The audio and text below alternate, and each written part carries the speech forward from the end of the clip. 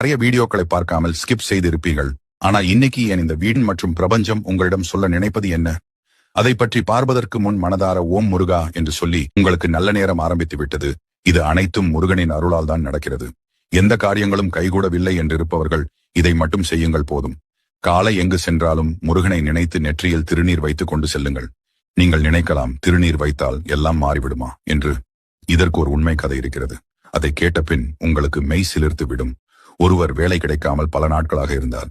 இவரின் சகோதரி திருநீரை நெற்றியில் பூச சொல்லும் போது அவர் கிண்டலாக பதில் சொல்லியிருக்கிறார்கள், இதை பூசி கொண்டு போனால் மட்டுமெல்லாம் நடந்துவிடப் போகிறதா என்று. ஆனால் அவளோ அவனது நெற்றியில் விபூதியை வைத்து விடுகிறாள். போகும் வழியில் ஒரு காரின் முன்பு இவர் தெரியாமல் போய் விழுகிறார். அந்த கார் ஓட்டி கொண்டு வந்தவர் இவரை பார்த்துவிட்டு சென்ற பின் அவருக்கு பல வருடங்களாக முடியாத சொத்து வழக்கு முடிந்து அவரின் அனைத்து சொத்துக்களையும் மீட்டு எடுக்கிறார். பிறகு அதே பையனை இவர் மறுநாள் பார்க்கும் போது வந்து பணம் கொடுக்கிறார். திருநீறு பூசிய உன் முகத்தை பார்த்து சென்று